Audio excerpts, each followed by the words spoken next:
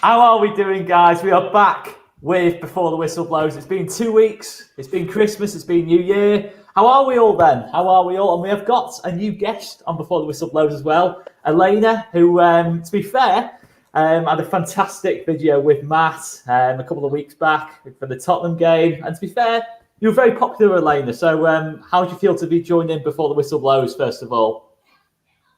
Are you introducing me? I can't hear you. Hi! Just smile and say yes. Are you okay? It'll take a minute. But hi everyone, I'm Elena. If you're talking to me. How was your Oscar? I'm deaf right now. I can't hear. It will be fine though. I promise. How was your Christmas, mate? Sorry, yes, no, I was just enjoying that. Yeah, Christmas fine. Football, don't want to talk about it. So The Serpent's good on BBC. Catch that on iPlayer if you want to talk about that. Lots of people enjoying that at the moment.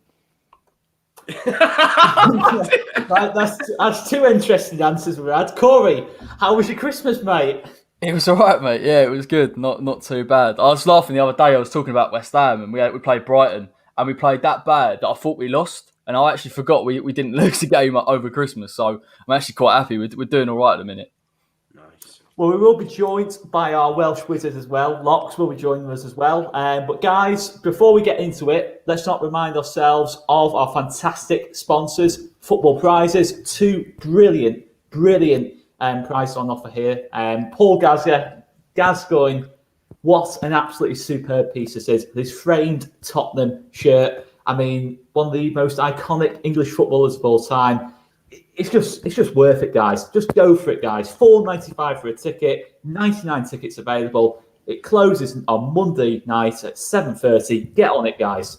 One of England's greatest ever players. 1990, Italia 90, Euro 96, FA Cup semi-final, scoring belters. A legend in Italy, a legend all over. Gaza. Get on it, guys. Get on that one. And then secondly, we also have a framed poster of the Leeds United versus Barcelona 1975 European Cup semi-final. What an absolutely unreal game this was. One of the most violent games of football I think we'll ever see.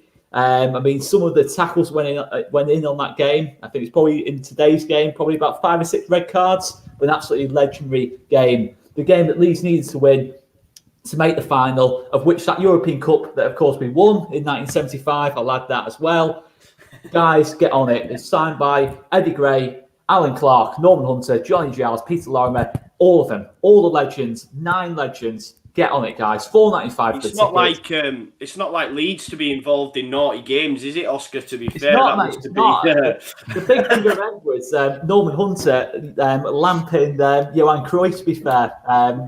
God rest their souls, but that was a pretty unbelievable moment. And I think he got a yellow card, which was just unreal. But that was classic Leeds. But a great game to win anyway. And make sure you get on that, guys. And make sure you check out Football Prizes. But don't check them out now. Check them out after the video, guys. So let's get into it, guys.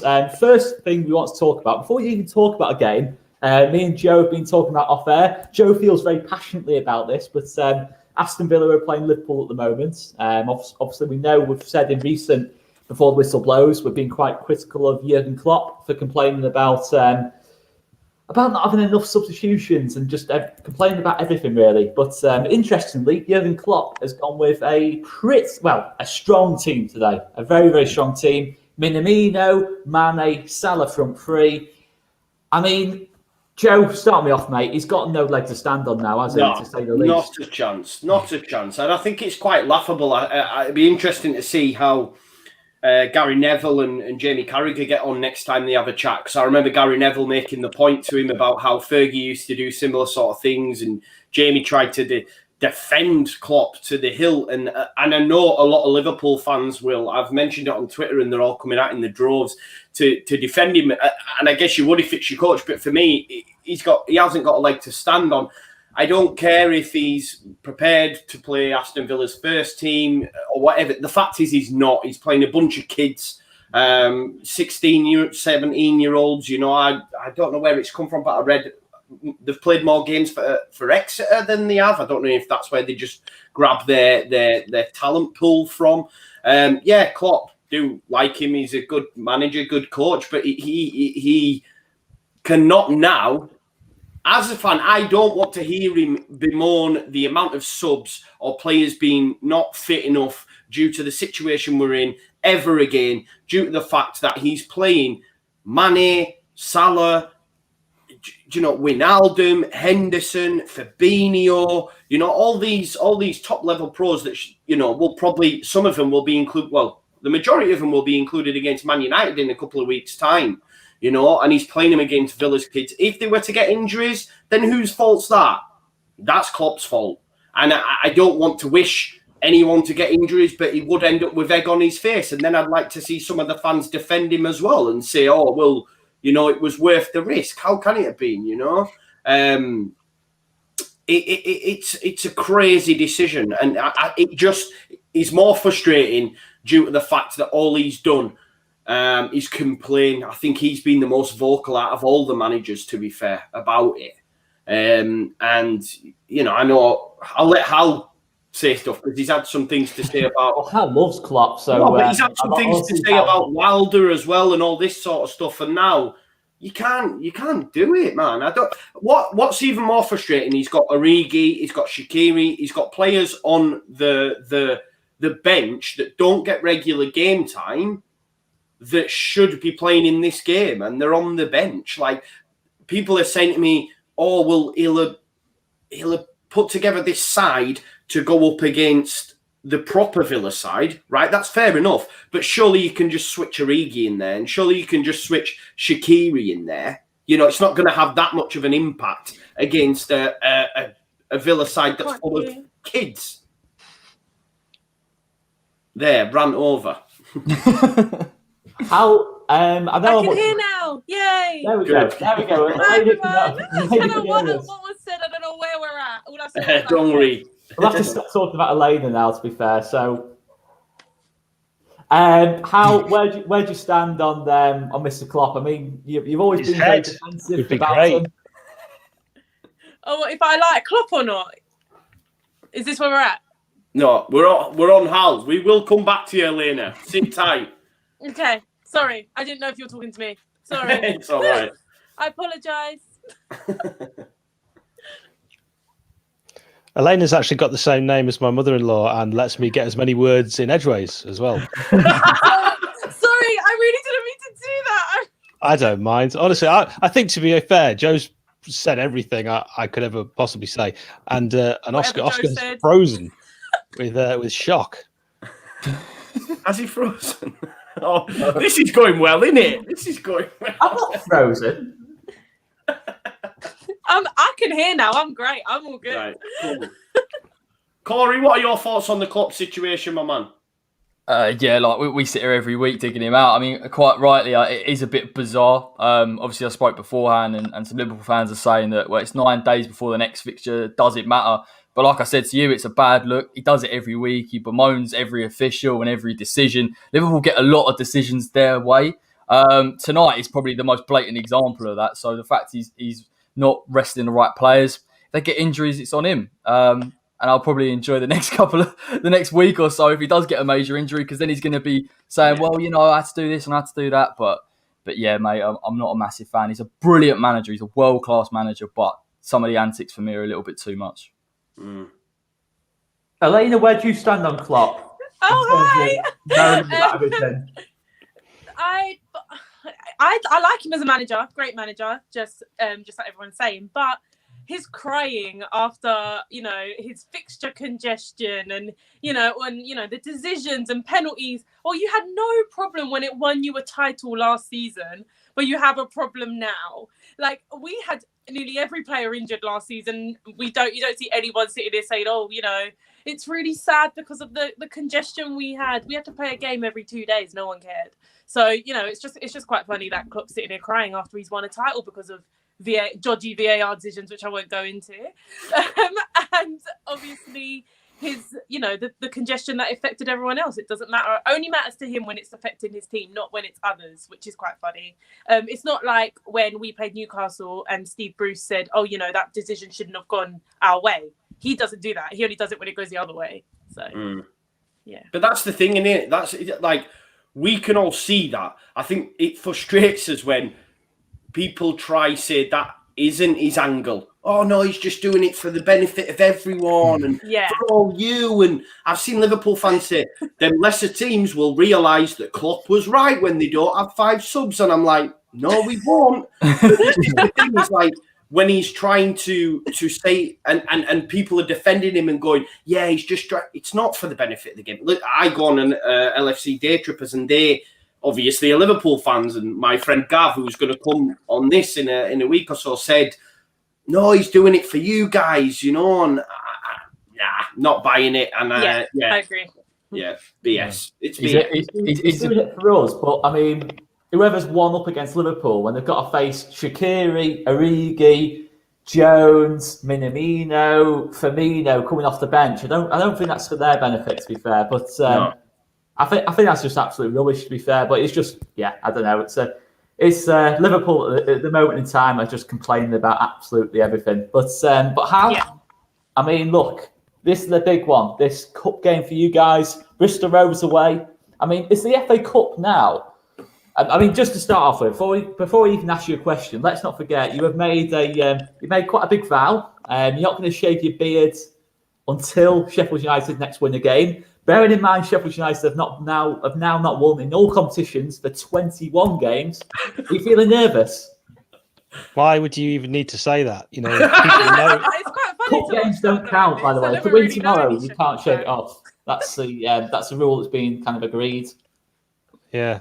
It doesn't include FA Cup games, right? It is only Premier League. It's already getting pretty big and it's quite itchy. And I don't know if any of you have had beards or Elena has ever dated anyone with a beard, but it does get itchy after a period of time when it's been growing for so long. I want to shave the whole thing off now. It's really uncomfortable. I've always had like either a little stubble or a little beard since I was about 3 or 4, but now it's just a bit too much, and I'm only counting Premier League wins. So actually, the Bristol Rovers game means nothing in terms of facial hair and my own appearance. Yeah, well, that's what it is. I know, it's funny that this is the conversation we're at. No, I bring very little to the party in terms of football. But I suppose you asked a direct question. You know what? Why shouldn't we, Oscar, go for it? I support Sheffield United. We've won the FA Cup 4 times, but never in my lifetime. And we are probably going to get relegated. As Jurgen Klopp said, they've got 3 subs, 2 points, except in a German accent. And I don't do accents. So we might as well go for a little cup run. It'd be fun. I'd love us to win.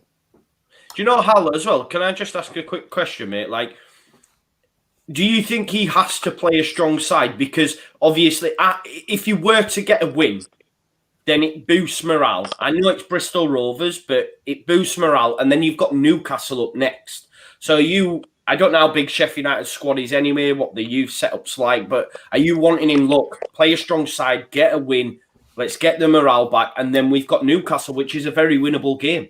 Yeah, spot on. And we don't have a big squad. Wilder actually did his press conference today and said, and you know what managers are like when they say this, it's a bit like Harry Redknapp. He said, we've only got 16 fit players to choose from. I don't actually think that's true. I think there's probably more.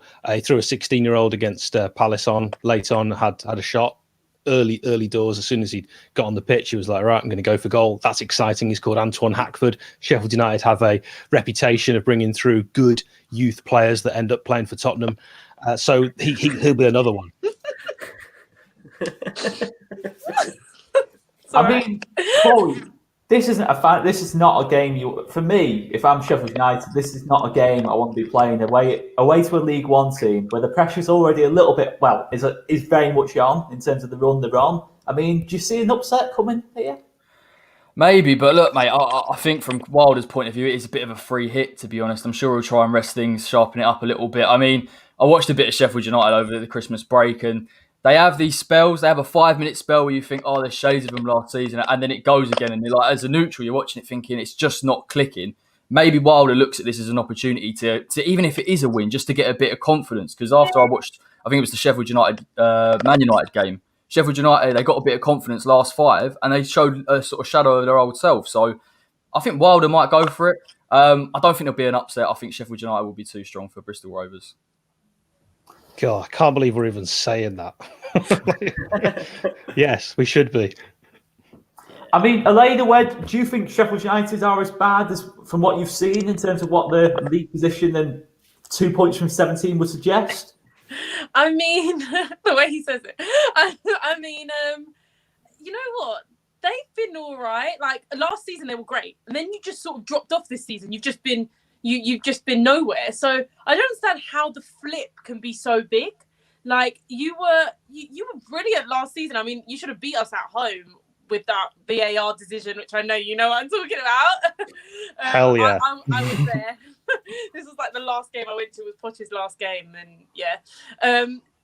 I was like, these lot are actually really hard to play. Like you lot were actually really, interesting to watch and good to play. But then this season, you've just been like a different team, and you made some signings, but it's just not clicking. There's nothing. It's just not going right for them, and I don't think you've got that bad of personnel that you should be where you are. But I do think you overachieved massively last season. That made you look better than you are. So I don't expect you to be much higher, but maybe not where you are in terms of like just the 1 point or whatever. Have you got more than 1 point now? You got two. I think is it half? 2 points now. So yeah, I feel like we've said it enough. I think you're better than that, but you're not exactly like where last season you were challenging for top 4 for most of the league. So yeah, I liked some of the things you just said. But I mean, Hal, look, I know whenever I've approached this subject with you, you've said, no, Oscar, you're wrong. But surely now, if Chris Wilder loses this game tomorrow, surely will it be no wins in 22 games? There's got to be some kind of questions asked. Surely. No questions. And this is the difference, I think, with Sheffield United fans and a lot of other supporters. We love Chris Wilder. He's a blade. He has had 4 incredible years. I can't keep saying the same thing to you, Oscar, but it's you irrelevant can't. now, though. It's not relevant. It's not interesting what he did in 2017. You understand the concept of time, right? So 4 years is longer than 1. So he's had 4 good ones and 1 bad one. So you remember it's the not 4. Just 1 bad one, though. It's 1. You're right. You're right. It's not 1 bad one. It's 6 bad months. It's less than 1 year. So, even when Eleanor was saying there, we'd be poor this season, but she's right. We beat Tottenham 3-0 last season after the break. So we can't even kind of blame the coronavirus. Oh, yeah. We came back. Exactly. We came back strong after that. We beat Chelsea, beat Tottenham, beat Wolves. And that's when we were sort of flirting with 4th place and looking at Europe. So it's been 6 months. It's been really bad. Let's not get away from that. But he's got enough cachet in the bank that we are going to stick behind him. All Sheffield United fans want Wilder. I'm still with Hal as well, and I guess to play devil's advocate, Oscar, if Leeds United were at bottom of the table with not a great points return, good question. Do you think we'd be calling for Bielsa's head? It depends on the circumstance, I guess. But I look at Wilder. And I wouldn't be because of what. And on the flip side, you've got to add to it with Wilder as well that he's from Sheffield. He's played for the club. He's managed a club. He gets it. I guess Sheffield United maybe got ahead of where they should be, if that makes sense. It was such a meteoric rise that they're well ahead of where they probably envisaged they ever would be under Wilder anyway. So it's like accepting the fact that, well, we haven't got a Premier League level squad. I get it. And when everyone goes, why is he still in a job? But I understand it, man. I do understand it, because I don't think you would find many Leeds fans that would be saying, get Bielsa out just because of what he did. Because people forget as well that had Bielsa not come in, there was no chance we were getting out of that championship. Not a chance. We were 13th, 14th, season on season. Players would come and go, and he came in and just changed it all.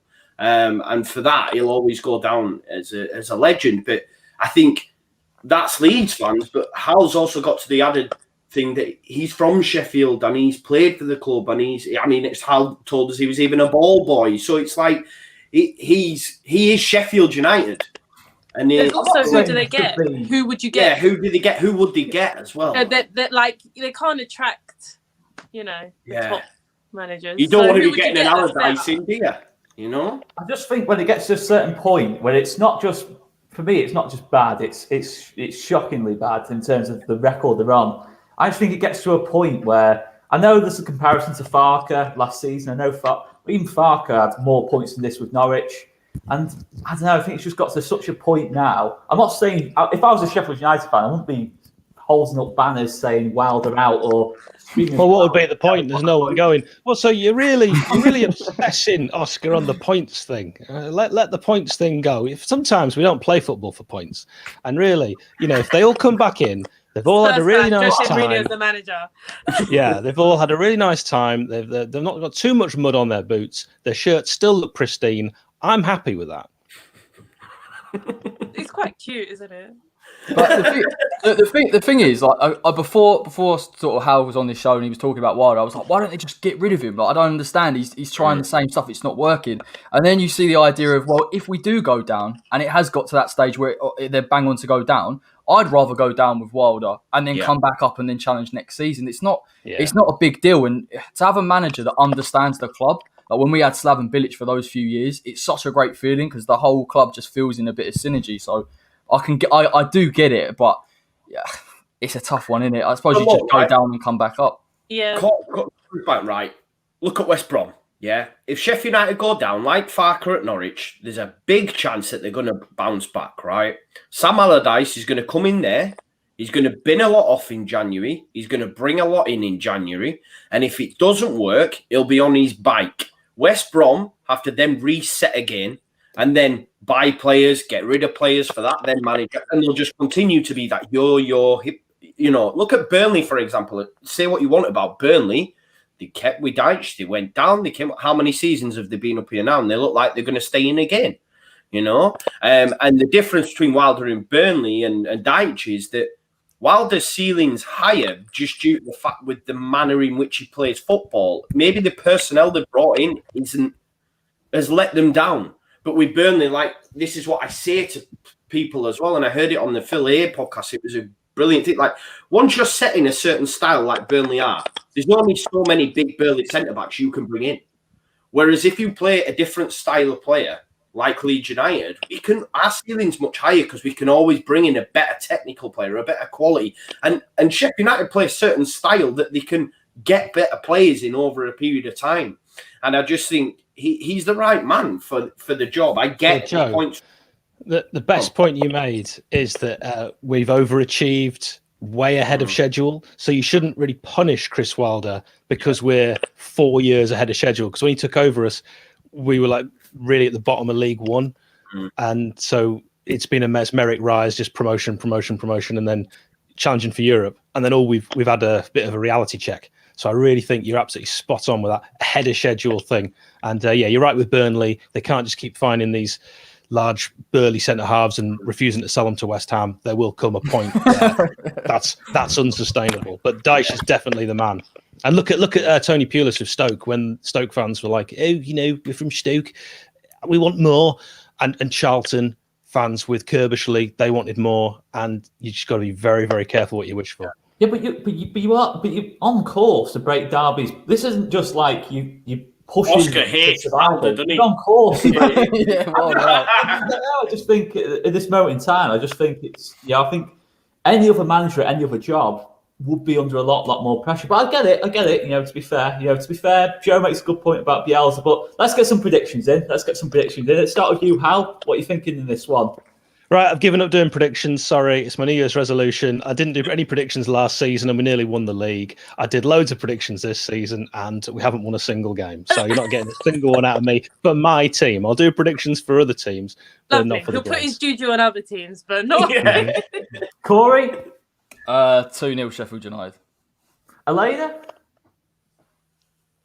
2-1 Sheffield. Oh, Jesus Christ! Oh. I know. Don't call them Sheffield. You're not allowed It's to the call them Sheffield. I don't care about the score prediction. Oh, You can't sorry. call us Sheffield. It's like me Sorry. calling your team Tot. Typical Premier Joe, what you League going here. for, mate? It's bad. Sorry, Sheffield United. I apologise to any Wednesday fan out there. I'll go 2-0 to the Blades. Yeah, I'm going to say I'm going 2-0 Blades and a slow and steady possible turnaround, but maybe too late. Anyway, let's move on. I just love, before you do move on, I love that comment from Duncan. Oscar, let it go. Because It's Joe... not- I'm just asking the question. I just think you're being very defensive over Wilder when there's not really much to be defensive about, in terms of the last 6 months. But anyway, how dare a supporter support his team and his manager? Anyway, right, let's go on. Let's move on. Stoke versus Leicester. Our Welsh wizard isn't joining us today. He's not joining us tonight, no. He's not. Let's just move on. Forget it. He's not here. Forget Stoke Leicester. We want to talk about Chelsea, don't we? So we'll get that in instead. Right, let's go to Chelsea then. Chelsea versus... just turn up for the Bucks. Barry has equalised for Villa against Liverpool. It's 1-1. Oh, I think what you should I do... love this. I'm waiting for the meltdown. Yeah, that'd be brilliant, wouldn't it? I think what you should do, Joe, because I know the majority of people watch this when it's not live, is to do as many live breaking score updates as possible. Maybe even some commentary. Throw in on the halfway line, that sort of stuff. Big shout out that little Barry. Yeah, one apiece. The lad from Barcelona. Right. Yeah. Barry from Barca. Oh, man. But look, Chelsea versus the mighty Morecambe. I know I've been talking about Chris Wilder, but he's not as half as what I think about as Frank Lampard's time at Chelsea at this minute in time. Surely, if Chelsea do... I'm not saying Chelsea will mess up in this game, but if Chelsea messed up in this game, as much as the board is saying we're with Lampard, the players are saying we're with Lampard, surely that speeds up the inevitable very much so if they mess up against Morecambe. Yeah, but they're not going to. I've been to a few games. I went to see Morecambe play Darlington a couple of times. So I'm a bit of a ground hopper. When you could do that, kids. But Lampard, I think he will unfortunately get the heave ho. And I was quite a staunch Lampard supporter of his time at Derby. I thought he did a really good job there. Maybe he should have stayed at Derby. Perhaps they'd be in the Premier League by now. The way that he was able to attract players and loan signings from Chelsea. But you look at them, I think they've got the same amount of points as Aston Villa and West Ham, and Villa have got 2 games in hand in the Premier League. So Villa could even, imagine win those and then be on like 32 points and then challenging for the top. And actually my 5-year-old nephew, who I don't speak to anymore because he doesn't support Sheffield United anymore, he predicted at the start of the season that Villa would win the Premier League. And we laughed at him in his face and made him cry. But he might be right now. Do you know what though as well, right? Like, let's not forget, Arsenal were getting relegated a couple of weeks ago. And times. We all remember those great times. But if they win their game, right? If they win a game, like they're only 3 points behind Chelsea. So if Chelsea were to lose in the league, then Arsenal are above them. And that's what I mean. Like Frank Lampard, I think it's funny. I don't think they'll lose at the weekend, but he genuinely is on thin ice now. I think he's got one of the worst points per game records than any Chelsea manager under Abramovich. Again, it's going to be interesting to see the flip-flop of the Chelsea fans when it gets to a point where he has to go and they have to turn around and go, yeah, legend or no legend, he's just not good enough. I've seen a few already start to turn, and it's brilliant to see, because we've said from day dot, like you could see from the Derby side, they do go forward great, but defensively he's not always great, and he doesn't always have a plan. It's always square pegs in round holes, and I think they're getting found out, and it's absolutely brilliant to see. I think it's only West Ham are the only team they've beaten the top half, which unfortunately Corey's side let us down in that. I know. Sorry, lads. Completely let us down, mate. Completely let us down. You must be buzzing though, Corey. As well. I hate Frank Lampard as much as you, but the thing is, it's tough. Like, he made a few little tactical changes in the season. You thought he was getting... It is a tough... I'm not going to feel pity for him. He's had £200 million to spend. He's got like Kante as pivot, and he's got all these players, but he does need. You need a manager to go in there and be able to just click with those players straight away. Chelsea's never been a club where you can just go in, have time, and adapt. Having said all of that, he is massively out of his depth. He's hugely out of his depth. Guardiola did an absolute job on him with a false nine. He's not going to get the time, lads. He's going to probably have 2-3 games, struggle a little bit, and then they'll bite. They can't afford it. He spent so much money. They need to be right at the top. And yeah, like you say, Joe, the season's so tight. He could get 2 wins and all of a sudden it's like, oh, Lampard in. But for me, I just think long term, he's not going to last at Chelsea because for me, he's just not tactically there. I mean, Elena, obviously, Mourinho and Lampard's, since Lampard got that Chelsea job, they've had a lot of little run-ins, to be fair. I think Lampard's been a bit disrespectful considering what Mourinho's done for him. I mean, how great is it just seeing him completely and utterly fall apart? I mean, if I have to watch Arsenal go up and then watch Chelsea go down places, it's great. I mean, it's great. I hate them both. Arsenal edges it, but I hate them both, so it's fine. So if they're like going to go above them, it'll be quite funny because they, like you say, were in a relegation battle like 2 weeks ago. So it's quite funny. But with Lampard, like you said, Corey, they spent nearly 200 million. I always said if he's not in and around the title mix, he will be sacked because I get that these players need to gel, but you still spend a ridiculous amount of money. He has got no excuses. He was backed. So, yeah, they need to gel a bit, but I expect them to be in and around the mix, and they're not really doing that. I mean, don't get me started on the way we played against them because I have a lot to say about that, which I'm sure you two know about. But we gave them too much respect because they have not beaten, like you say, a team in the top 6 or whatever, like in the top half, really. And we just drew. So, yeah, I think that they're definitely going to be questions asked of his job. He's not good enough. They kind of tried to take a Pochettino role, and I feel like Arsenal and Chelsea both tried to do that with like a young manager, a long-term plan. But with Chelsea, when they throw that much money at you, it's not a long-term plan. They expect you to click now, and if you're not clicking, you're gonna get sacked. So I don't think he's got much longer. I think they'll win at the weekend, but if they don't, there's going to be serious questions asked, which is great. I love the meltdown. It's quite funny. And now they can't get Pochettino, so sack him all you want because he's gone. So it's great. Do you know what as well? That's going on, but I read as well, or no, I didn't read. I was on another thing and I heard a Chelsea fan saying that apparently, like, a lot of the signings weren't actually Lampard's as well, right? Oh, so I'm hearing like Lampard's the one who's going big on Declan Rice, and the club are not so keen on Declan Rice, and there seems to be a bit of standoff there. So I didn't realise that was the case up until recently. So obviously things are already frayed anyway, and when he's performing as poorly as he is, it's not great. I think he's coming out calling out players, which, okay, if you're going to go that way, then go that way. Mourinho, what do you expect? Yeah, he's got Mourinho about him, to be fair. But then in the next game, when they got beat against City, it was a total flip-flop for me. He went the other way and was like, oh, it's all right, we're just not quite there. I felt sorry for him. Did you? A little bit, bless him, No, none of that from me. The thing is with the Declan Rice thing, right? You see Kante in that holding role, and he's been pretty much he's been exposed left, right, and centre. All of a sudden, he's no good. I'm telling you now, if they got hold of Declan Rice, they would do exactly the same because that press that Lampard does is just ridiculous. It's not balanced. He got picked off by City.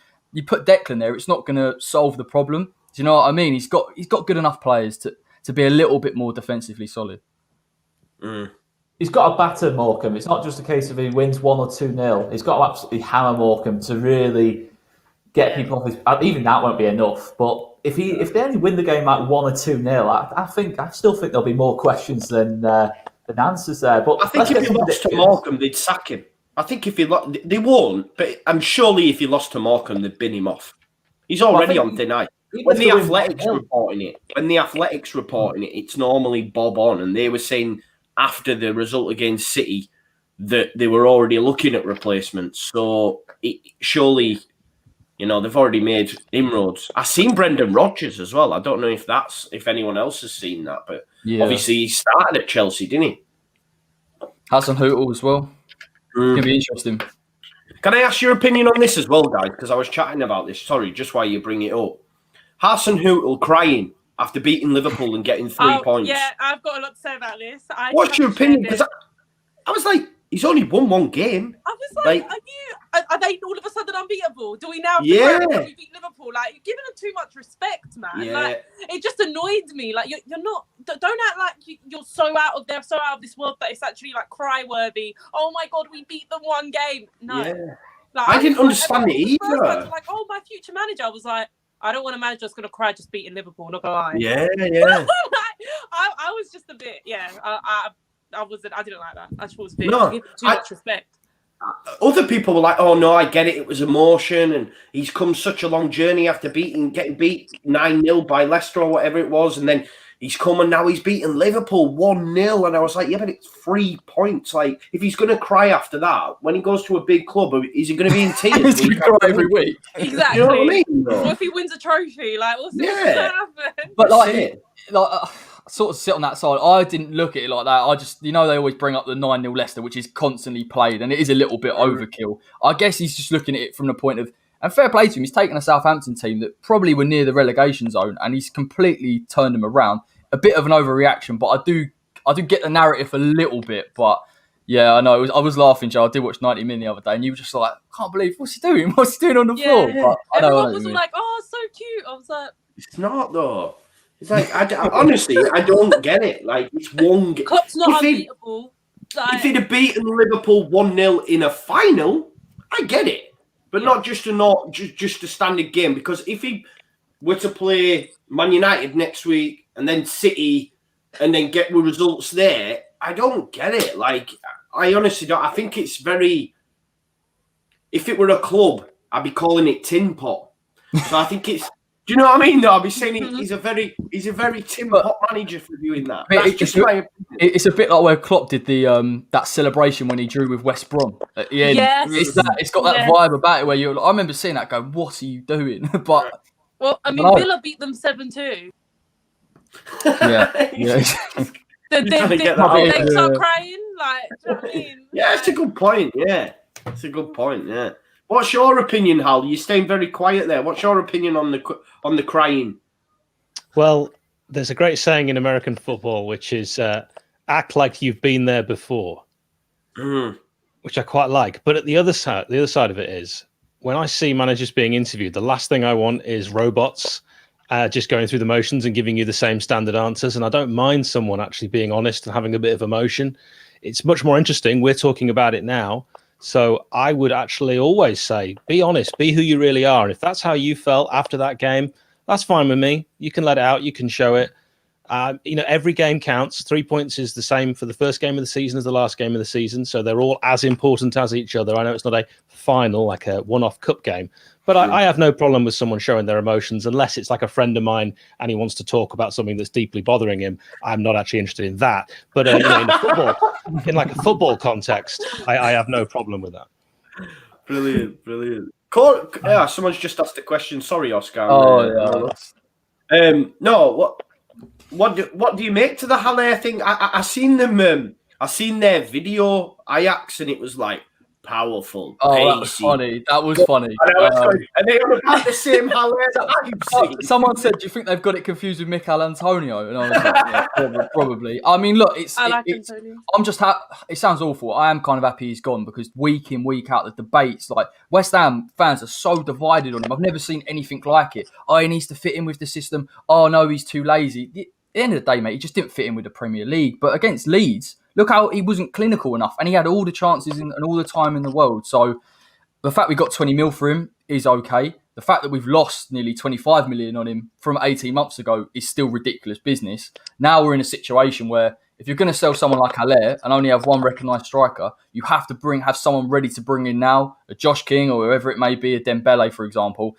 And the club, there's no one. There's absolutely no one. Can I recommend Ollie McBurney?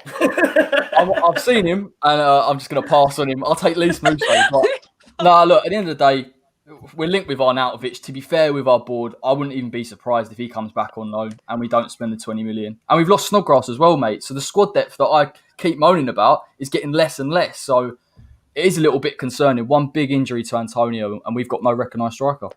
I couldn't think of a more unsuitable player for Ajax in terms of a striker if I tried, to be fair. I mean, it's like throwing Andy Carroll in there. I mean, what What's Haller? What is that going to fit? Is Haller going to work? I actually think it will, because I think Really? one, you've got to trust Ajax's scouting system. 9 times out of 10 is fantastic, right? And they will literally, with Tadic behind him, give him the ball. They will literally give Haller the ball, and that is all he wants. He just needs to be carried. I've seen Nketiah. I've seen that rumour kicking around. I haven't seen enough of Nketiah to sit here and say whether he can come into West Ham.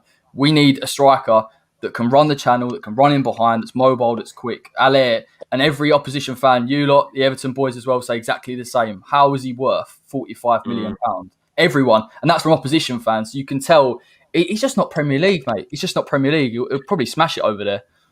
To be fair, like everything you just mentioned there about Eddie, he would give you that. Eddie Nketiah knows where the back of the net is. He just didn't fit Leeds' style. I know there's a lot of Leeds fans, some have said they would take him back. I wouldn't, just because he didn't suit our style, and he's not going to suit it now that we're in the Prem. It's the same style. It just wouldn't work.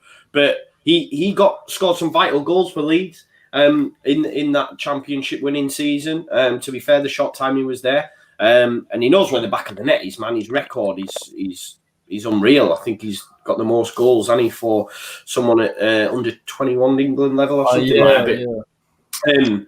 If he's an option, I'm shocked that Arsenal are trying to get shot for 10 to 15 million, to be fair. I thought they'd want to keep hold of him, but there you go. I think, he's a good shout, to be fair.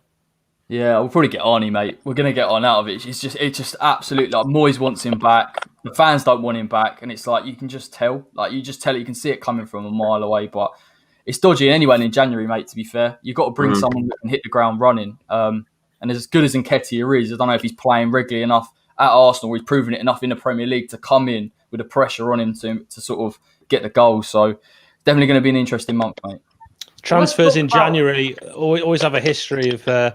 either mostly not working. Do you remember Liverpool? I think they signed Andy Carroll in January, but they also signed Luis Suarez at the same time. So it was like, one of those was really good. That was Luis Suarez that was really good, just in case. Not Carroll. Well, look, obviously, Corey, you've got a game this weekend. Stockport away, the mighty Stockport. I mean, how serious are West Ham going to take the cup this season, do you reckon? I mean, obviously, you're kind of mid-table at the minute, and surely the cup's got to be the big source of joy for David Moyes at the minute. I don't think we'll take it seriously. And the only reason why, I would love us to take it seriously. I think, like you said, Oscar, we're mid-table. We're not going to get relegated. We should go for it. But Moyes has shown, because we've got such a lack of squad depth, he'll use it as an opportunity to rest our first teamers and particularly just not go for the Premier League, but to be competitive at least within it. It is disappointing. I'm sure we'll beat Stockport. I think we've obviously got enough there, get a few fringe players out, but you just worry, mate. You get one injury in that game. If a Declan comes on or something like that, I've said about the midfield before, it's going to be a nightmare. So I think Moyes will just play it safe. Corey, have you still got as a striker option? I was just thinking and remembering previous games West Ham have had against Stockport. Have you got Ian Dowie as an option? No, he's long gone, man. I'll take Dowie, actually. At the moment, we've got no one else. But, look, he's going to rest a lot of players. He's going to play a lot of youth. And to be fair, mate, I'm not too bothered. I'm really not too bothered this season because I thought we were getting relegated. The fact we are where we are, if we can improve on it, top half, maybe even top 8, I'll just take that for this year. God, it's like a nightmare. It's like I've woken up in a nightmare and everything has gone wrong for me in the last 6 months, and West Ham are doing well and they're not going to go down, and I hate it. I'm with you. I was cheering when I thought they were getting relegated last season. But that would have been beautiful. I think everyone would have liked that. Honestly, if I could have my dream season and it wasn't be us win the league, Arsenal, West Ham and Chelsea all go down, it would be a great time. Yeah. Corey's fuming. Interesting. I'm not bothered. Listen, we drew 3-3 with you lot. You bottled it again, which is what I love when we play Spurs. So we beat Sheffield United, no problem. So. I have nightmares of Lanzini every night, so please do not. It was just perfect because it was just the way in the second half Mourinho was like, we'll just keep our foot off the gas. And I was like, honestly, mate. Stop it. I have my own issues with Mourinho, as Oscar and Joe know already. I do not agree with it at all. And you did beat Sheffield United for the first time in 15 years, and the guy who scored the goal doesn't play for you anymore. Yeah, it is what it is. Still unbeaten against you lot, so. I've got literally no comeback for that. Literally just quiet. It's just silent. Get in there. Blimey. I mean, what do we think? Do we see anything, any kind of drama here? National League side Stockport. I mean, or do we just see even if West Ham go a weakened team? Do we still see him rolling them over? I mean, Joe, what's your thoughts on it? Yeah, easy victory. 2-0 West Ham. Hal? Yeah, do you know what? I mean, if there was going to be an upset, maybe West Ham could win, but I'm going to say 2-0 Stockport. Nice routine. I love that. Corey?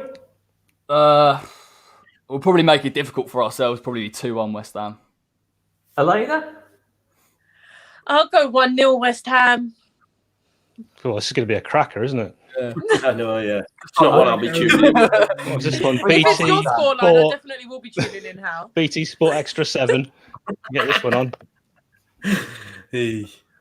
Well, I mean, if that's on BT Sport Extra 7, I'd love to know what Bristol Rovers Sheffield United's on, to be fair, mate. BT Sport Extra 4, I'll have you know. It's up there, Al. I'm telling I'll you. have you know. 3 numbers ahead. Cool story. Anyway, Brave man, Oscar. Brave man. Elena, let's go on to your game. I mean, I don't live too far from Marine. This is absolutely unbelievable, this game. Marine versus Tottenham. I mean, surely even Mourinho isn't going to park the bus in this game. I don't think you'll go toe-to-toe with anyone. I feel like that West Ham game, which Corey was sitting there loving it right now, West Ham game has scarred Mourinho for life. Like, he will never go toe-to-toe since that game. Since that game, he will not do it.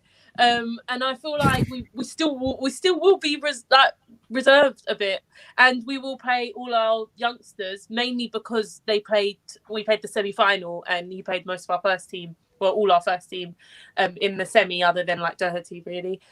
So yeah, I feel like, I don't know. I feel like we will park the bus. We should win, but with Tottenham, I'm telling you, I was more worried about this game than I was about playing Arsenal. This got released on the week that we got, on the week we had Arsenal, and all the Spurs fans are like, "Why am I more worried playing Marine than playing Arsenal?" I was like, I don't know. It's just the feel we have.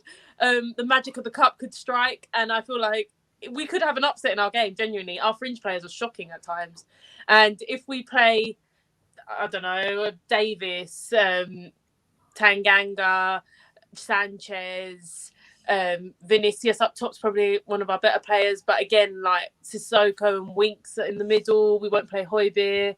I don't know. I feel like generally there could be an upset and it could be a magical day for them. I genuinely have like a bad feeling, but we should win. If we do not win, I will be anti-Mourinho prop from like the minute, because I cannot handle that if we do not beat Marine, and we play badly. Depends on how we play as well.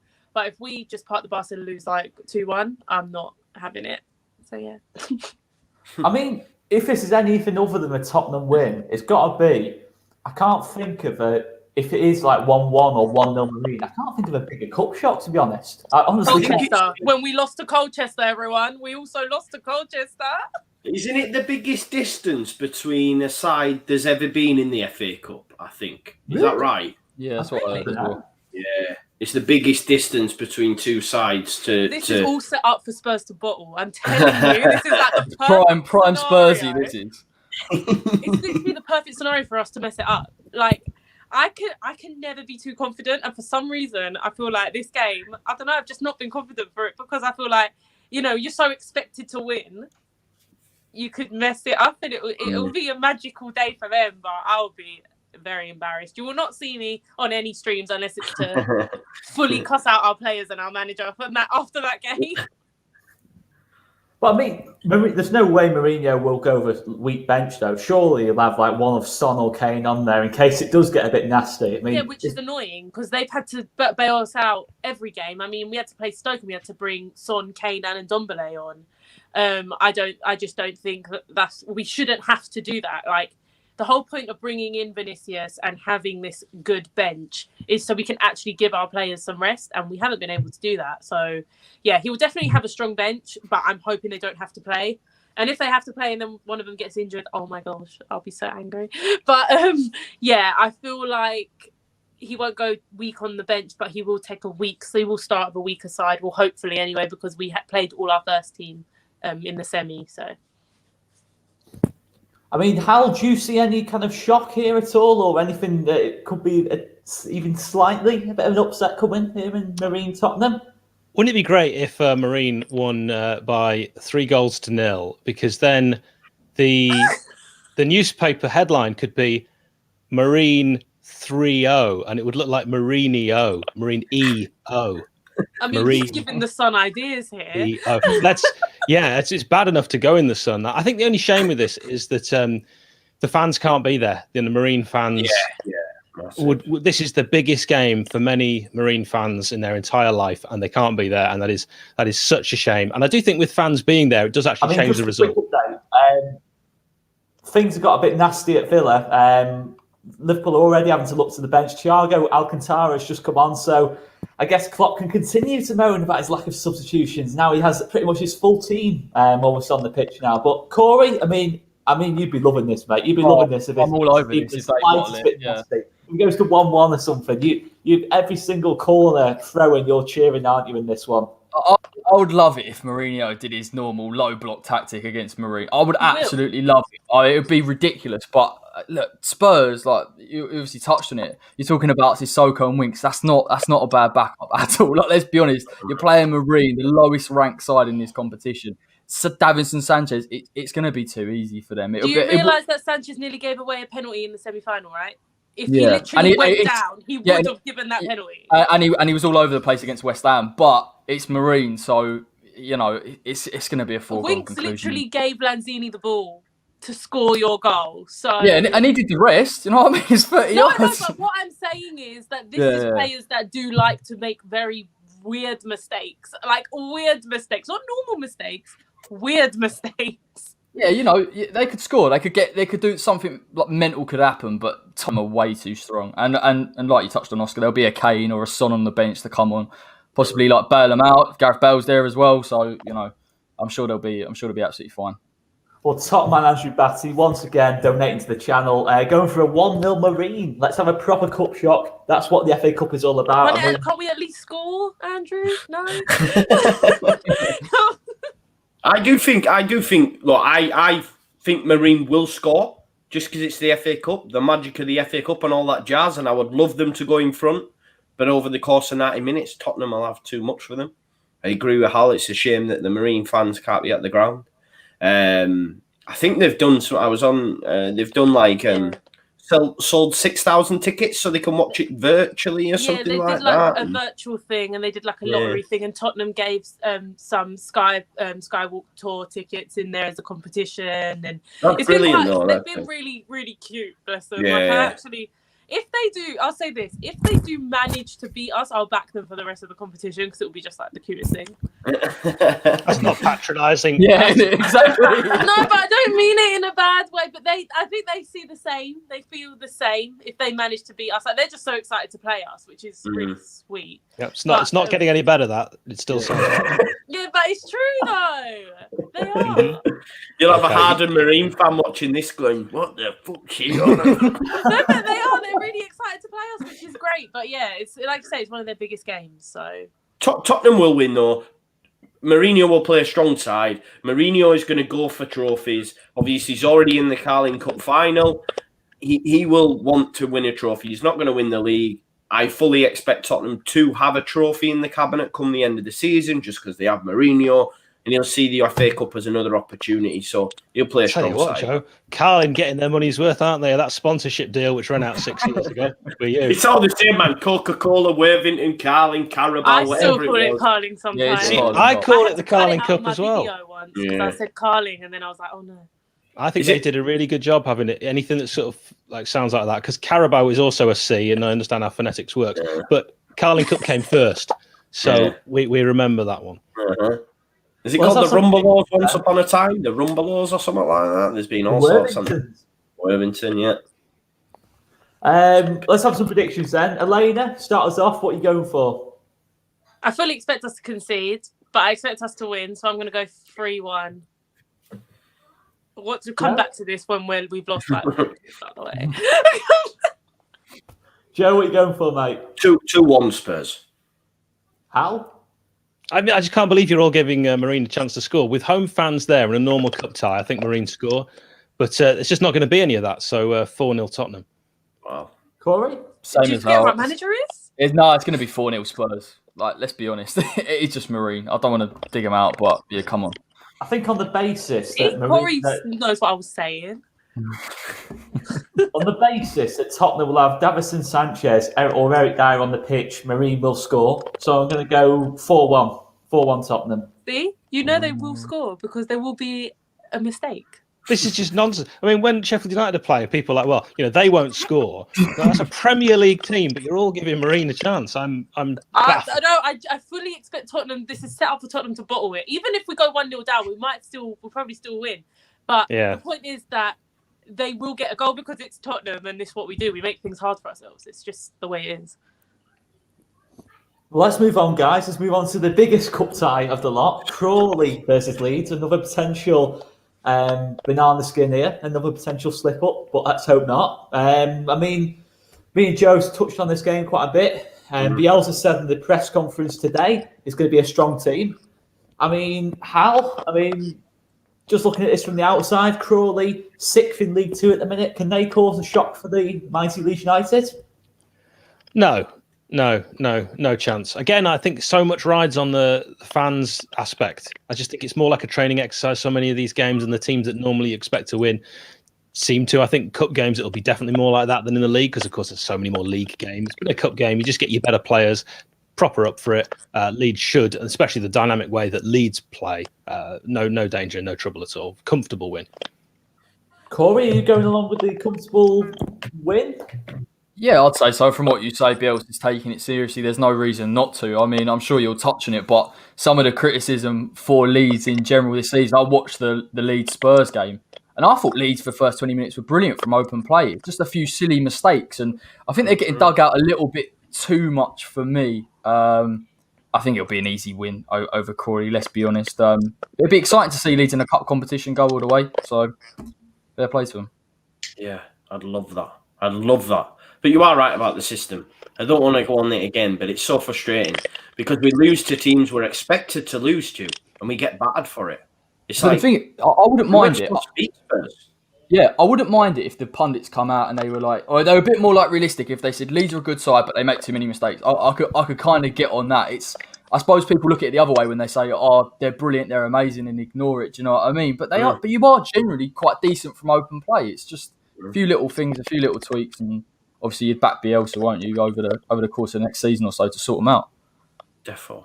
I mean, Elena, do you see this being, like Hal and Corey, quite an easy one for Leeds, or do you think maybe the magic of the cup kicks in again? No, I see this being an easy win for Leeds. I'll definitely be watching it. I watch most Leeds games because I love your manager, as you all know. So, yeah, when you played us, like Corey said, it's just you being too open, really, that you make a few silly mistakes. We then punish you for it because of the personnel. But realistically, you should win easily, 3-0, I would say, to you lot. And yeah, I would be interested in seeing you lot go quite far in this because it would be quite fun. I mean, I was excited when you lot came up. So yeah, I'm really excited for you lot to go quite far in this. You played great football and yeah, I think you could do really well.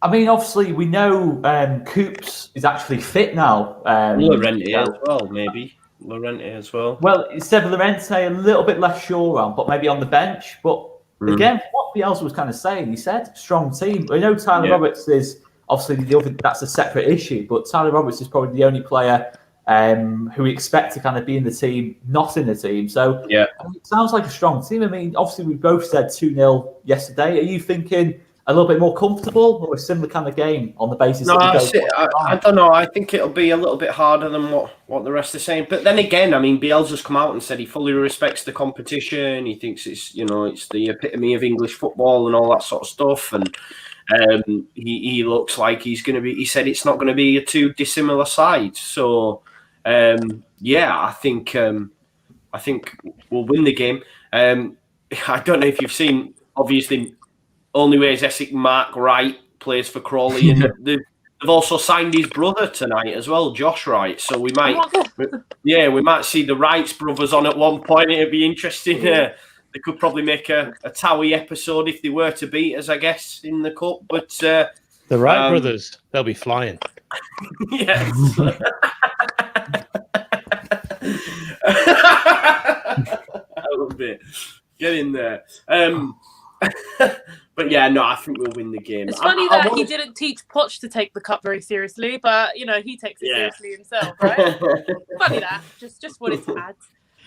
It'd be nice though. It would be nice to go deep into a cup competition for a change. I know you can't count your chickens before they've hatched, but I think we're safe in the league. I don't think we'll need 40. No, I do. No, they are. No, I don't think you'll need 40 points. We're about we're about 4 wins away.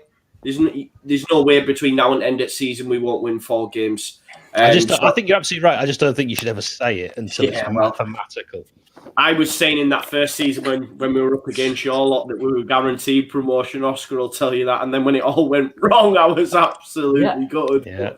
That was, it's our time. I think there was the exact time. The stars were aligning. The stars were aligning. Well, we hadn't beat Sheffield United since the last time we'd won the league and all this sort of stuff. And I was like, we've beaten them away at their place. We hadn't won that. I was going, everything's aligning. It's definitely happening. And obviously it went tits up. But I like that story. You could tell that again. Hey, God. But I just had a look at Crawley's form, by the way. They haven't lost in 5. They're on a bit of a run. Yeah, so maybe we're being really kind to Marine, all saying they're going to get 2 or 3. But maybe we should be giving Crawley a little bit more respect. Yeah, I think there's an added thing as well, and I know this probably has no bearing whatsoever, but I thought it was quite quirky in the fact that their manager, after he got finished at Bournemouth, he must have been the coach there. He actually went up to Leeds for a job and got interviewed by Kinnear and Orta, and they didn't give him the job, and he's mentioned that as well. And I thought maybe that's a little bit of added spice as well. I know that has no bearing whatsoever on the game, but I was like, it would make for one of them FA Cup stories. So can't be taken lightly, but I do fancy us to win the game.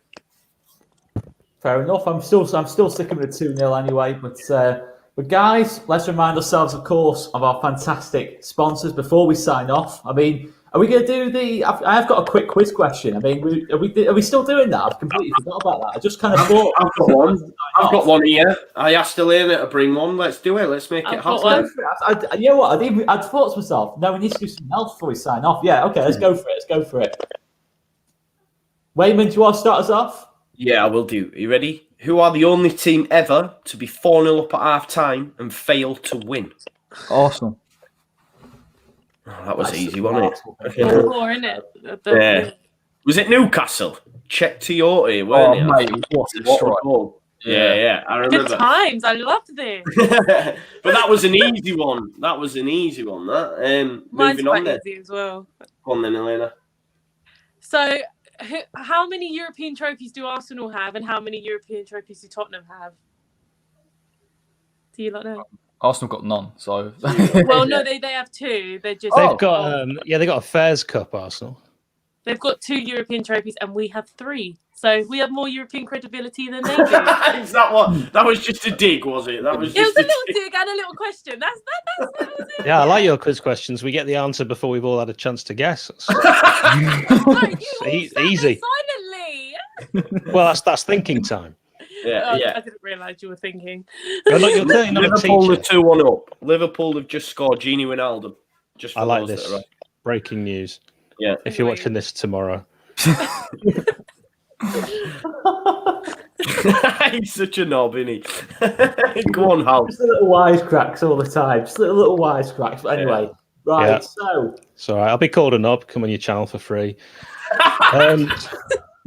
Right. Which I didn't say that. To be fair, I didn't say that, but which player scored the fastest hat trick in the Premier League?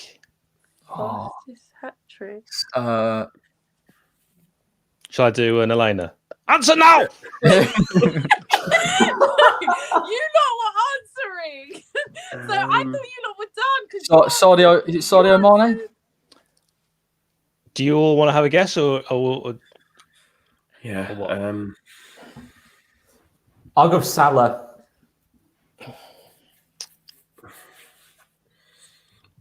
Michael Owen.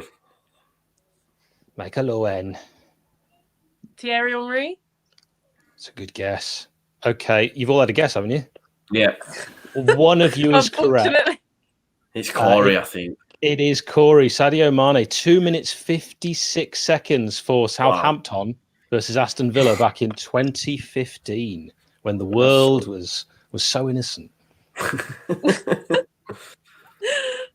Corey. Yeah. That's a bit of a rubbish one, but Mario Balotelli's only Premier League assist came against what side? QPR. Is that his only assist?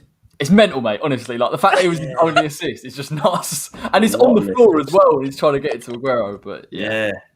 Oh wow, that's I'd rather have that.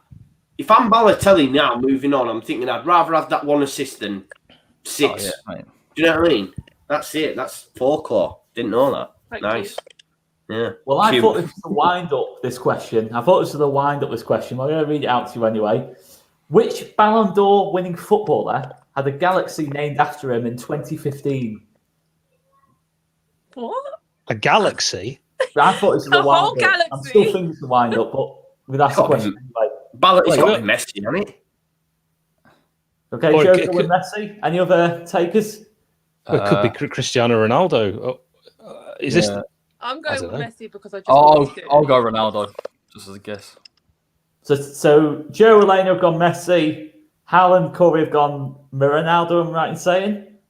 Yeah, although there's a ring to the Cannavaro galaxy. Or the Ronaldinho galaxy as well. No, I'm going with Ronaldo. Yeah, Cristiano Ronaldo. Well, you are correct, Hal. You are correct. I honestly thought this was a wind-up. It's the most Ronaldo thing I can think of, but it's the Galaxy Cosmos Redshift 7, which of course translates to CR7. I mean, if you get much more cringeworthy than that, I would like to test it out, to be fair. He probably paid for it himself as well, to be fair. Oh, he built the Galaxy himself to have it named after him. Yeah. It probably looks more like him than that statue of him. It's not hard though, really. Hey, brilliant. Well, guys, before we sign off, let's remind us of our fantastic sponsors, the football prizes. Check them out, guys. Football prizes. Paul Gascoigne signed and framed Spurs shirt. Check this out, guys. One of the most iconic English footballers of all time. Arguably the most iconic English footballer of the 1990s. And yeah, just check this out, guys. Framed Spurs shirt. Even if you're not a Leeds fan, this is a fantastic, historic piece of merchandise, guys. $4.95 for a ticket. 99 tickets available. The competition ends on Monday. Check that one out, guys. And as well, we also have a signed poster of the Leeds United, the famous 1975 European Cup semi-final, one of the most violent games of football we'll ever see, and probably are likely to ever see. And it was an absolutely fantastic game as well. Some of the biggest stars you can think of played in this game. And Leeds United were victorious and went on to win the European Cup, of course, this year. So, Alan Clark, Eddie Gray, Peter Lorimer, Norman Hunter, Johnny Giles, Paul Reaney, Joe Jordan, Terry Orff, and Gordon McQueen have all signed this poster. 9 legends there. Check it out, guys. What a fantastic piece this is. $4.95 for a ticket. Once again, competition ends on Monday at 7:30. 99 tickets available as we speak. Check it out, guys. And I guess, guys, we'll leave it there. Let's hope there isn't any cup shocks. I will just say, when I said, the Wright brothers are flying, it's actually a very clever joke. That's because the Wright brothers were the pioneers of aviation. And I just think that deserved quite a bit more. So, I mean, I got the joke. It was a great I mean, we all got it now. Yeah. I mean, I can assure you, it's more for joke, it's not the issue here. it's more for the comments. I just. Oh, I see. Right. Okay. No, I got the joke. Anyway, I got the joke. Yeah. Wright's brothers. Yeah. Flew. Yeah. I get it. Thanks, Joe. Joe's always in my corner. I'd like to do this in future with just Joe, please. Make sure you check everyone out, though. Of course, Hal over there on the Sheffield United way. Make sure you check them out. Obviously, Elena on Lily White TV. And of course, Corey on the West Ham way as well. So make sure you check everyone else's channels out as well. And we'll see you again, these faces. Hopefully, anyway, unless they want to sack it off next week. There were two brothers, and they basically created what we now call flight. So without them, we wouldn't be able to. I live on a flight path near Heathrow. I just feel like it deserved quite a bit more. Bit disappointed in all of you. You've all got to work a little bit harder. You're still going on. Like the dedication to this joke is brilliant. I'm going to write it down. I liked it. And I think we'll end it there. We'll do the awkward bit where we do the wave and that. And thank you everyone for tuning in. Though, make sure you keep it locked to Leeds TV. We are going live every night through lockdown, trying to fill it up to help one another and you. And I've just dropped that, but we'll end it there. Peace out.